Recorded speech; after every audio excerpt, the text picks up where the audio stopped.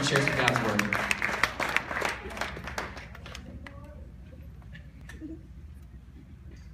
Friends, how are we? I'm slow. I'm sorry. Do I have sound? I don't have sound. On buttons are really good. I think they're important. Can we try that? Oh, there we are. Right? Can you hear me? Welcome, friends. How are we? Good. Good. It's nice to see you. I wanted to just clear something up real quick. I get a lot of crap about like these short shorts I wear. I think they're amazing. And I think you think they're amazing. Well, joke's on you. Wall Street Journal came out this week with an article. Here it is. Short shorts are in. Short shorts are in. So if any of you guys are like, hey, I've been waiting, I've seen Joe's shorts, I just want a pair, come talk to me afterwards. I'd love to point you in the right direction. These can be yours too. Right? Well, welcome, friends. As you guys know, we have been traveling this summer as we followed the Israelites through the desert, through the wilderness to the Promised Land. And we've made it. Tonight, we are in the Promised Land. Woo! Yeah. Woo! We're so excited. 9 weeks. Seriously, this is kind of impressive. As we were thinking about series for the summer, we're like, man, I don't know if they can handle it. 9 weeks, that's a long time to be in one series. But you guys did it, and we are here. We've made it. And a lot has happened since we last talked. A lot has happened in the story since we pick up today. Our friend Moses, everybody loves Moses. We love Moses, right? Yeah. Yeah, Moses died. He's dead. Yeah, I know, sad face. So Moses is dead, but before he died, God took him up to the top of a mountain, and he let him look over the Promised Land. He said, hey, this is where I'm going to take my people. The promise is real. And then Joshua, our friend, he has succeeded Moses. He is now in charge. And he is leading the people. They are on the edge of the Promised Land. You can almost feel the anticipation. You know, the goosebumps, you got the hair on the back of your neck. Like they're ready. They've been waiting for 40 years to get in here. Some of these people their entire life. And here they are waiting to get into the Promised Land. Ready to accept all that God has had for them all this time. And there's just one thing standing in their way. Just one thing standing between them and all that they've hoped for. There are people in the land. There are tons of people in the land. Here they've traveled all this time only to come to the Promised Land to realize that there's still a long way to go. They're not there yet. And, you know, all of us have felt like this at one time. Has anybody ever felt like that, where you feel like you made it only to realize that you have to go farther? Like you've worked all this hard. You feel like God has taught you all these things, but you only realize that that's the beginning of something much, much longer. Has anybody ever felt like that? Yeah, we felt like that. You know, this doesn't just happen. This happens like when you're hiking as well. As I love hiking. I love mountains. I'm always like talking about how pretty they are. My poor wife, like we drive home from church every Sunday, and it's like, oh, look how pretty the mountains are. But she's been done with mountains like 2 weeks into us moving here, so I have to find other people to go oogle at mountains with. And so last year, I took my buddy Blake. We decided to go hiking to my favorite place, Goat Mountain. Anybody heard of Goat Mountain? Nobody. It's like the tiniest place no one heard about. That's why I love it, is because there's nobody there. It's like the best. But we're geared up, and we're going to take on Goat Mountain. We've got our camelbacks on. We've got Cliff Bars. We got our hiking boots, and we're ready to take this thing. And so we start up. The beginning is super steep. It's like rocky, and so you're just like kind of barely climbing on top of it. But I'm taking it kind of fast, because about a week or two ago, I finished like a bike race, like the biggest bike race I've ever done in my life, and I'm in the best shape of my life. So I'm hiking, doing switchback after switchback, and my buddy's like right on my tail. So I'm like, all right, let's do this thing. Let's go a little faster. And so I'm going harder and harder, and we finally get to the top. And we look out, and it just like opens up. It's like this beautiful view. I think we've got a picture of it. There it is. Like this beautiful valley, just kind of plateau opens up. And you can see mountains after mountains, wave after wave. And I'm looking around, just like, man, this is awesome. And then I hear, ugh, ugh. I look over, my buddy is vomiting all over the place. He's like bent over, just like sweating profusely. I'm like, what is going on? He was like too proud to admit that we were going a little bit too fast, and that's why I kept going faster and kept making him work harder, so he just throws up all over the place. And so he starts like trying to eat. He eats his 2 sandwiches he's packed, and somehow he thinks this is going to make his vomiting better. It just makes it worse. Now he's throwing up sandwiches, like sweating profusely. He is done, like so done. And I look over, I'm like, dude, we are 10 minutes into this hike. Like, we're not even close yet, and there you are just vomiting. And so he pulls himself together, and about 20 minutes later, after us kind of coaching and breathing in, breathing out, he decides he's gonna go along. And so we keep hiking. We see that peak, and you can kind of see it off in the distance. We hike and we hike and we climb and we climb, and we get there. We're looking out, and it's just beautiful. The mountains look even prettier from up here. And as we're kind of looking out, we see that there's another peak.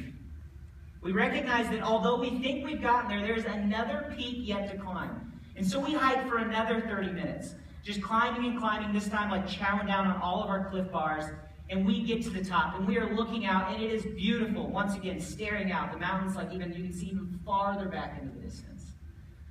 And as we're looking, another false summit. Are you kidding me? Has anybody heard of false summits before? Yeah, false summits in hiking, that's where you get to the top of something and you realize there's another summit. It's a false summit. It looks like the top from the bottom, but it's not the top. Goat Mountain is notorious for false summits. It has 7 of them. It's crazy. So we do this 3 more times.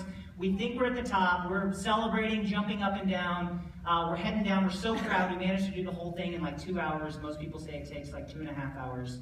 We're walking down, and we run into a couple, and we're talking about the peaks that we climbed. We're how many did you do? We're 6. And they're there's 7. There are 7 peaks.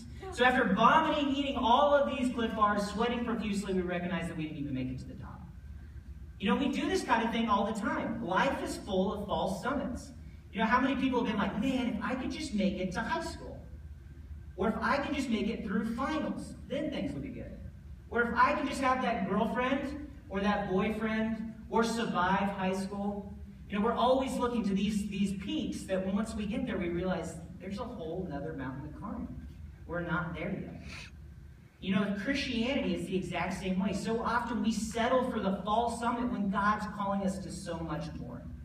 We settle for the false summit with, just thinking, man, if I just accept Christ, or if I just be a part of a Bible study, or if I just go to church on Sunday, without recognizing that God has so much more for us than those false summits. And the Israelites are about to find out the exact same thing. So picking up in Joshua 1, verse 1, it says, after the death of Moses, the servant of the Lord said to Joshua, the son of Nun, Moses is his sister, Moses, my servant, is dead. Sad face in there. Now therefore, arise, go over this Jordan, you and all the people, into the land that I am giving to them, to the people of Israel. Every place that the sole of your foot will tread upon, I have given to you, just as I promised to Moses. From the wilderness in this Lebanon, as far as the great river, the river Euphrates, all the land of the Hittites, the great sea toward the going down of the sun shall be your territory. No man shall be able to stand before you all the days of your life. Just as I was with Moses, so I will be with you. Later, a couple of chapters in Joshua 3:10, he says, here is how you shall know that the living God is among you, and that he will, without fail, drive out from you before you the Canaanites, the Hittites, the Hivites, the Perizzites, the Girgashites, the Amorites, the Jebusites. I don't know how to pronounce all this. It's a lot of ites. There's a lot of ites in the land. God is telling us that the land is full of people. Here they have traveled all this way only to realize they've still got to take the land.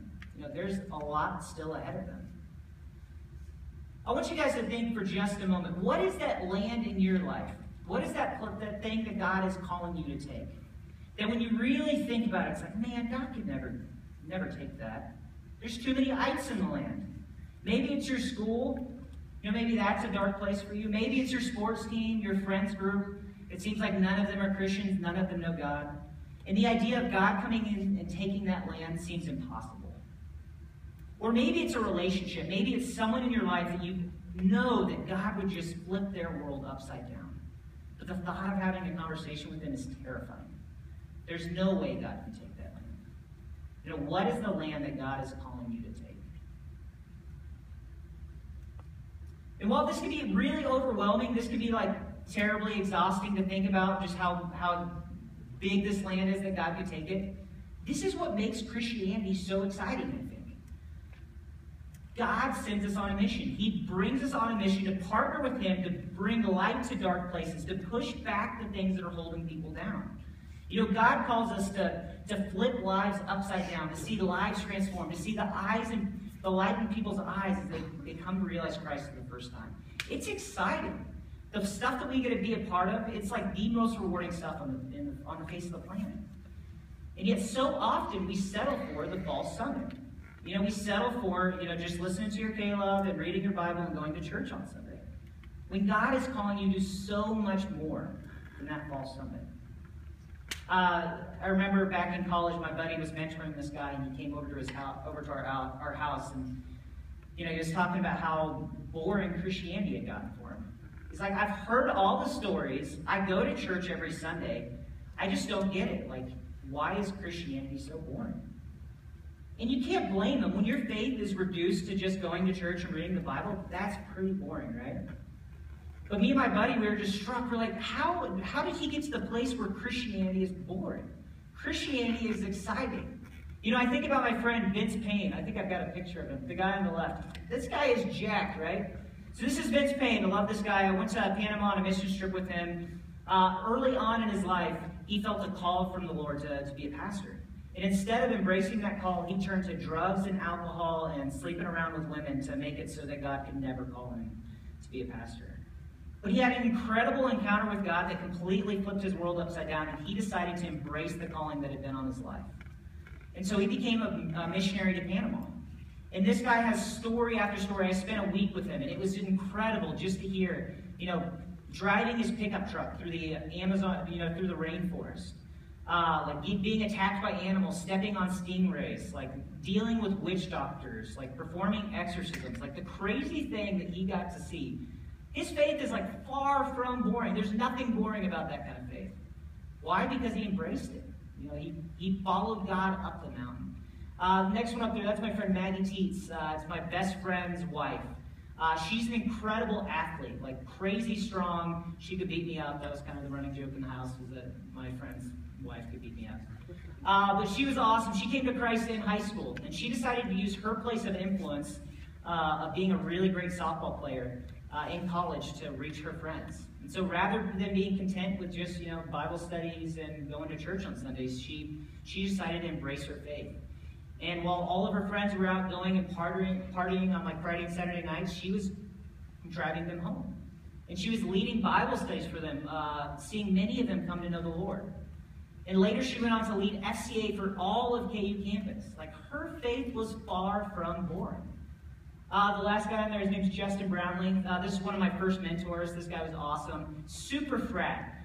Always wearing the Ray-Bans with the string. I don't know why that's important. Glasses don't fall off your face that often. But wearing short shorts, polos. Maybe that's where I got short shorts. But this guy, he decided that when he went back to his campus, after really coming to know the Lord, that he was going to use his place of influence to reach students. And so he was in a frat, and so rather than just hanging out with his Christian friends, he decided, I'm going to try and reach my lost friends. And so he would go to parties with them, and he would drive them home. He'd be the designated driver. When his friends were vomiting their brains out on the toilet seat, he was cleaning it up. And he was leading Bible studies on Sunday morning. And he got to see friend after friend come to know the Lord. And he would tell story after story of seeing God come through in amazing ways. His faith is far from boring.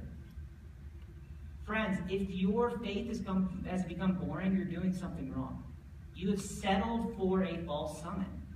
God is calling you to go up the mountain to see all that he has for you.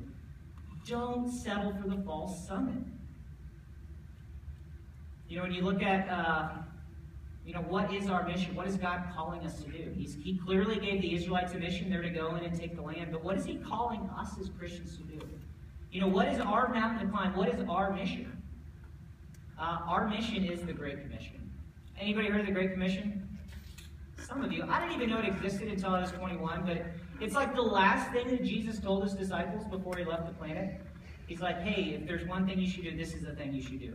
So it's something that we should definitely pay attention to. It's found in Matthew 28, 18 through 20. Here's Jesus. He just rose from the dead. He's on the top of a mountain, which is awesome. Everything cool happens on the top of a mountain, right? Mountains. We love mountains. So here he is. He's with his disciples, his closest, his crew, his squad. Here they are on top of the mountain, and he just rose. And he comes to them. He says, all authority on heaven and on earth has been given to me. Basically, you saw me do that thing, where I rose from the dead, defeated sin and like evil and darkness and all that. Yeah, I'm in charge. God has given me all power and all authority. I'm the man. And he tells them, he says, go. Go and make disciples of all nations, teaching them to obey all that I observed. Teaching them to observe all that I have commanded you. And if you guys don't think that you guys can do it, if you think that, it's going to be too hard, like you can't do it yourselves, which you can, I will be with you. Behold, I will be with you until the end of the age. This is the task that's laid before us. It's the Great Commission. And then he disappeared. He went up to heaven. And the 11 disciples are standing there being like, what do we do now? He's gone. Can you imagine being in that place, like the guy who has led you for all these years? He's got all the authority. He's gone, and you're sitting there. It's like, what are we supposed to do? But he had told them, go and make disciples of all nations. And so they went. They did what they were taught to do. They loved people really well, and they went to share them. They didn't have huge strategic plans. There was no marketing, analysis. They just went out and did what they were taught to do. They went to go love people. And so it started as, a group of uneducated, really common people, has led to the point that today there are 2.25 billion people that profess Christ. Think about that. 11 people, 2.25 billion. That's insane. That's the kind of thing that turns heads. It's the kind of thing that turns heads. I think it's one of the greatest evidences of Christianity. You can't really explain it. These people are being eaten by lions, kicked out of towns, beaten with sticks.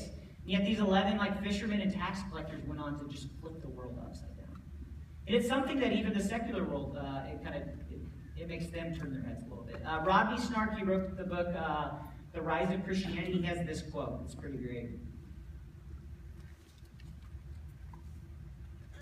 He says, it's puzzling how a marginalized, persecuted, often uneducated group of people were able not only to survive, but thrive. A key reason was their willingness to sacrifice themselves out of love for each other and for their world. This sacrifice released an explosion of light and heat the world had never known. That's huge. That's written by an atheist. Even an atheist is looking at this and saying, what the heck? Why did this happen? The Christians were doing radical things, and it was flipping the world upside down. How did they do it? They went. I guess that's simple. Jesus said go, and they went. There's this nerdy thing that happens in the Greek. I love the Greek. I don't usually talk about it much, but anytime that there's a participle before the main verb, it means that's something you have to do first before you can do the second. And so in this case, go is the prerequisite of make disciples. To make disciples, you have to go. You have to go. You have to get off of the couch, you got to put down the Doritos, and you have to get out there and go. It's pretty simple. But so often the thing that is a barrier for us is that we fail to go. We're content with sitting right here on our fall summit, being pretty content with the way that the world looks from here. Here Jesus is saying, we have to go. And you guys know, you guys are a part of this, you guys go to your schools, you know your schools are dark places. You've seen the wreckage that lone gunmen and drugs have done to your schools. You've seen your friends struggling with things. You've seen them trying to put other things than God in their God-shaped hole in their chest. I don't need to tell you this, and you've heard message after message of this. We know this thing. And we know Jesus tells us to go reach them. That's not the issue. What prevents us from doing what we know God has called us to do? I believe we genuinely want to do it. I don't think anyone here is like, well, I don't really care about my friends. I see them struggling, but it's not really a big deal. I think we genuinely want to go. We do. And we know we should. But we don't. What holds us back? I think we're scared. I think we're terrified. I think we're absolutely scared. And we should be. It's pretty terrifying, right? We have so much to lose. It's scary. If I share my faith, I'll get made fun of. I could lose this friend. Who am I to impose my views on someone else? There are so many things that make this the most terrifying thing in the world. And we know that. And the Israelites had a bigger problem. There are thousands of ites in the land. These are armies. This is bigger than sharing your testimony over a frappuccino or a caramel macchiato. This is the real deal. Grab swords. You got a shield. You got to run into the land. They're terrified. And so God tells them, and God tells us, He says, be strong and courageous.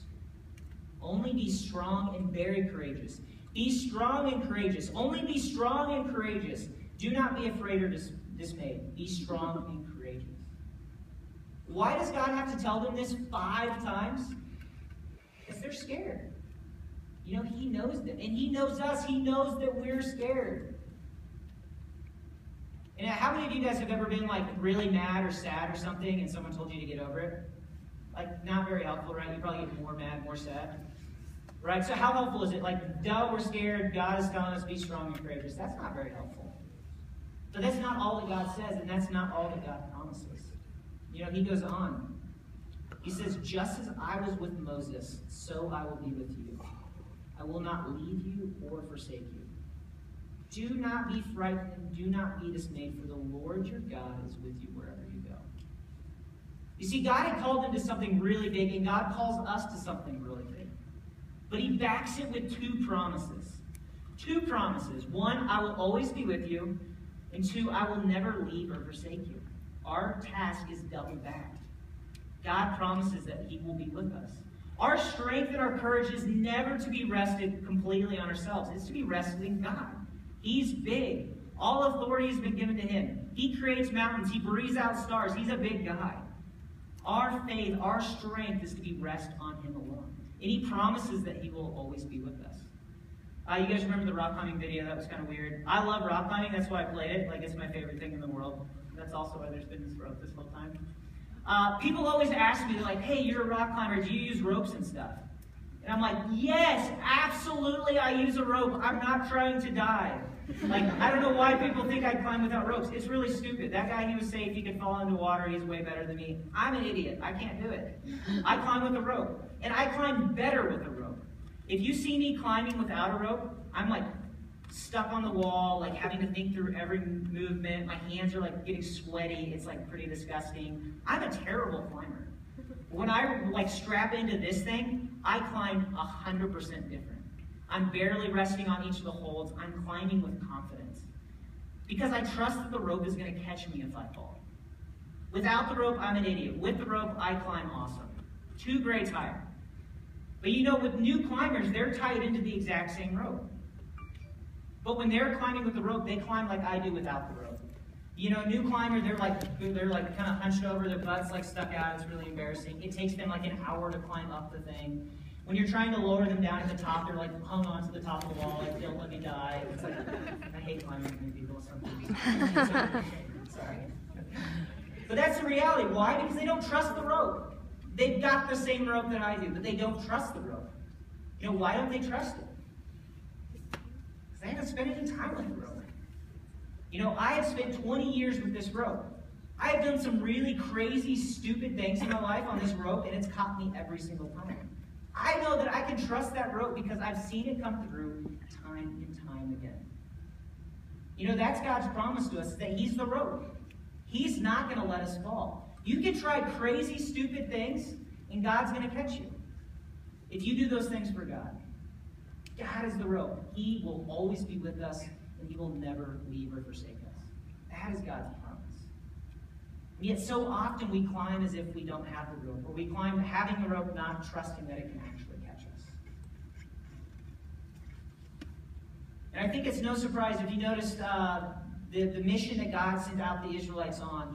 He promises that he would never leave and forsake them. And the promise that God gives us as he sends us out on the Great Commission is the same. He says, this is Jesus, big fan. He says, and behold, I am with you always till the end of the age. Both promises are backed with his presence. He will be with us. He will never leave or forsake us. Can you imagine if we actually believe this? Like, actually believe this? Like, it's one thing to intellectually assent to this, but can you imagine if you actually believed that the God of the universe was behind you? That he wasn't going to let you fall? What would you attempt for God? What would you do with your life if you knew that you couldn't fall? That God was going to be with you? What things would you attempt for him? How would you live differently? What would Monday look like as you go back to your school? Would you live the same way? Or would you fall back? Would you be timid? And that's the question we have to answer. You know, next semester is approaching. You guys are going back to school. How do you want to live? How do you want to, reach your friends? Can you take back the land? When I first became a Christian, I did this internship at my parents' church, and we talked about the Great Commission a lot, and that's when I heard about it, like at the age of 21 or whatever. And it rubbed me wrong the first time. I was like, I don't know if I can get behind this. I don't really want to force my views on someone. It's kind of scary. And so I fought with the pastor the entire summer. I was like, I don't want to do this. Like, I'm sure Jesus said a lot of things. I just want to do this one, right? And it just kept weighing on me. It was like this tension that I felt like, why do I have to go do this thing? And as I wrestled with that, there was like one night where I just like sat down and I was like, what is preventing me from like really doing this? I know Jesus wants me to do it. And I know there are people that desperately need me to do it. Why aren't I doing it? And I just confessed, I was like, I'm scared. Like, I'm scared of what people think. It's really scary. And when I thought about it, I was like, what kind of person do I want to be? Do I want to be the person that looks back on their life and I was like, man, it was really scary. I kind of let that get in my way, and so I didn't do anything. What kind of stories do I want to tell my grandkids someday about the person that I was? I don't want to be the guy that felt back. I don't want to be the guy that was timid and let fear drive me away. No, I wanted to be the guy that stepped out and trusted God on his promise and said, let's climb the next mountain. And when it was hard and I thought I was going to fall, God caught me every time. And I tried big things and he came through. That's the kind of person that I wanted to be. And so I went back into my school and I lived differently. I used every circle of influence to try and push people to Christ. I was an RA, which meant that I had 50 students that lived on my floor. I was just supposed to create community for them and keep them safe and stuff. And so I decided to lead a small group for a bunch of freshman guys. And so we had 20 freshmen crammed into a study room, going through the book of Romans. And at this point, I'd never even read the Bible through or this book, but I was like, hey, we'll teach it. We'll see what'll happen. And it was a complete mess. I fumbled over my words. But God did amazing things all throughout this. And in spite of me not feeling very confident in doing this, God showed up and he transformed a lot of the students' lives. I'd stay up till 3 in the morning as students would get back from being high and drunk at parties. And we'd have spiritual conversations till 5 in the morning. And I got to see the light bulbs finally click for the first time. I was in a class where all the other kids in my class were non-Christians, and my teacher was very, very atheist, shove it down your throat in class kind of atheist. And so I decided to use my semester-long project, which was to create an animation and present the gospel through it. And it was awesome getting to see God come through time and time again through all of these situations and answering crazy prayers. God never left me and he never forsake me. He was always there. So kind of my challenge for you guys is you guys are going back to school. You guys can do amazing things. Nobody gives you enough credit. You guys are in a place in your life where you can do incredible things for God. You can literally change the climate of your schools. Where there's darkness and drugs and things that are tearing people down, you can build people back up. You can be a part of their forever story as you get to see God do amazing things. God is calling you to that. What if you lived in such a way that you trusted that he wasn't going to leave and he wasn't going to forsake you? He was going to be with you, the God of the universe beside you. What would you attempt for God? Friends, when you think about going back into your schools, as you think about going to your sports teams and into your friend groups, what kind of person do you want to be? What kind of person do you want to look back on your life and say, I did this? Do you want to drive up that mountain? Do you want to climb it and reach what God has for you? Or are you going to settle for a false summit? Are you going to be content with just what's comfortable? Accept the view from here. So my challenge for you is, today, think about this semester. It's in a couple of weeks. How is this year going to be different than last year? What are you going to do to reach people? All right, let's pray. Father, we love you. Lord, we thank you that you have called us to be a part of something really big. Lord, that you didn't just call us to be a part of going to church on Sundays and listening to our K-Love and wearing our polos, but you called us to something big, a mission to partner with the living God, to be a part of your redemptive work on this planet. Father, that is big and it is scary. If we're really honest, fear has kept us back time and time again. Father, we know that there are so many in our schools and all around us in the circles of influence that desperately need you. Father, we admit that, we haven't always sought to reach them. Father, I pray for each of these students here that you would fill them with your Holy Spirit, that you would fill them with a comfort that you are always with them, that you're not going anywhere, that you're not going to leave. Father, fill them with all boldness and all courage as they go into this next semester to reach people for you, to change their now and eternally. Father, we love you and we know that you can do these things. It's your Son's holy and precious name that we pray.